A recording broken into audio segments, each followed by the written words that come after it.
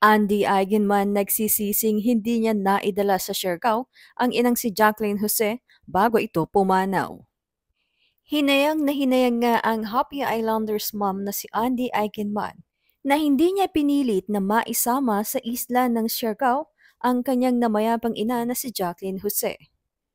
Ilang taon na ring naninirahan si Andy at ang kanyang mga anak sa isla.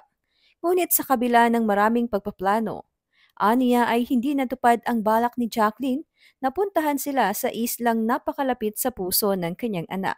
Matatandaang biglaang binawian ng buhay si Jacqueline Jose nito lamang March 2, 2024.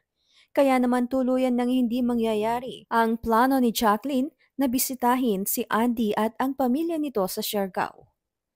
I wish all the times that she said next time na siya magsa-Siargao, I wish I just picked her up and just forced her. Of course, I have those regrets. But I find peace knowing that she would always assure us na okay lang, you're doing well, you're in a good place. Pag-amin ni Andy sa My Mother, My Story, isang limited talk series ni Boy Abunda sa GMA7 na napanood nito lamang nakaraang linggo ng hapon, June 9. Ayon pa kay Andy, ang biglaang pagpanaw ng kanyang ina ang dahilan din kung bakit hindi muna matutuloy ang pagpapakasal nila ng kanyang fiancé na si Filmar Alipayo ngayon sanang 2024. Pagkukwento ni Andy, that was a bit heavy for me because I don't live every day of my life thinking my mom can die tomorrow, which I don't know if that was a mistake. Mali ba yun? Hindi ko alam na ganoon ang pag-iisip ko. Hindi ko ipinagdadasal o pinapangarap na mapuputol agad ang buhay ni nanay. Tapos, ang dami kong inaasahan na mga pangyayari sa taon na ito that involves her. Kasi, after all, ang pagpapakasal namin ni Philmar, it's also mostly for her. Kami ni Philmar, kahit hindi kami magpakasal, asawa ko na yan. Asawa na namin ang isa't isa. Para sa akin, yun ang mahalaga. Pero alam ko na magiging masaya si nanay kapag nagpakasal kami. Hindi pwedeng parang kasal ko tapos guest lang siya. No. To me, she's my most important guest at that wedding, supposedly. Dagdag pa ni Andy, malaking bagay umano para sa kanya na makapunta sana ng Siargao ang kanyang ina dahil gusto niyang makita ang mga bagay na natutunan niya mula nang tumira siya doon. Ani Andy. And it's also a big deal for me for her to come to Siargao kasi ang dami kong natutunan sa pagpunta ko sa Siargao. At marami akong pinapangarap na kapag siya siguro nakarating doon, gusto ko siya rin ma-realize niya ito. Gusto ko makita rin niya ito. Magkaroon siya ng pagkakataon to make certain changes in herself, in her life, na baka siya rin kapag nagpunta ng Siargao, mangyari din yon. At hindi na nga napigilan ni Andy Eigenman ang mapaluha nang mabanggit ang mga mahal niya sa buhay na namayapa na dahil wala na nga ang mga ito sa magiging kasalsana ni Andy.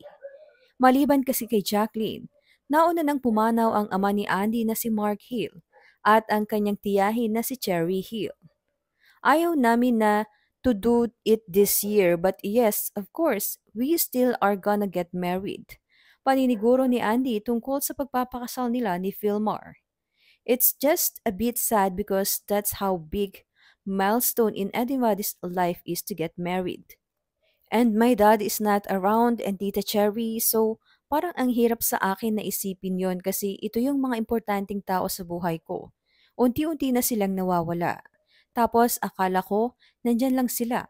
Akala ko may oras. Lahat naman tayo yun ang iisipin, di ba? Hindi natin malalaman kung kailan matatapos. For me, the biggest lesson for me is to learn how to make the people you love feel it, the way they want to. It's just not about the best way you know how. Also, make an extra effort to make them feel it the way they want to feel it too. Natanong naman si Andy kung ano nga ba ang mga naaalala niya tungkol sa kanyang namayapang ina. Aniya, isang makulay siyang tao pero lahat ng masasabi ko sa kanya, lahat ng naaalala ko, hindi ko naaalala yung sakit or yung sama ng loob. Hindi ko naaalala yung pagkukulang o pagkakamali. Ang naaalala ko lang, siya bilang siya. Isang tao na pumupuno ng pagmamahal and ang dami kong napupulot na aral. Just be kind. Choose kindness. Be kind. Always do what you believe is right. As long as you're not affecting or hurting anyone, just keep going and you will always be in the right place. Paulit-ulit na pasasalamat ang mensahe ni Andy para sa kanyang namayapang ina. Kalakip ng pagtatapat niya na sana ay naging mas mapagkumbaba siya sa kanyang namayapang ina. Ani Andy, maraming salamat. Always, always maraming salamat. I feel like noong nabubuhay ka pa, lalo na ngayong nawala ka na, hindi ko palagi alam kung paano magiging sapat yung pagpapasalamat. Kahit minsan, kahit isang beses, hindi ko naisip na itong buhay na ito, makukuha ko or hindi ako ito kung hindi dahil sa kanya. Napakalaking parte ng pagkatao ko ay dahil sa'yo. Dahil sa kung paano mo ako minahal at kung paano mo ako pinalaki. Kaya maraming salamat. The theme of our whole life together, of our whole relationship is always love. Love. How great love is. Now that you're gone, that's the biggest hit in the head that I can ever get for me to realize that how sorry I am. That I didn't make that extra effort to give you the kind of love that you wanted to get from me. I just wish that mas nagpakumbaba ako. Mas madalas ako nagpakumbaba at niyakap na lang kita. I will never stop feeling sorry for that, for my shortcomings as a daughter.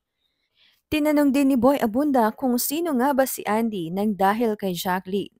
Ani Andy, I am brave and I am strong and I know that I can overcome anything and I can get through anything.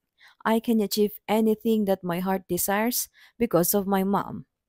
Matatandaan namang ilang beses ring napabalitang may tampuhan sina Andy Eigenman at ang kanyang inang si Jacqueline Jose. At mayroon pa ngang interview si Jacqueline Jose kung saan kanyang ipinahayag ang pangungulila niya ng husto sa kanyang mga anak.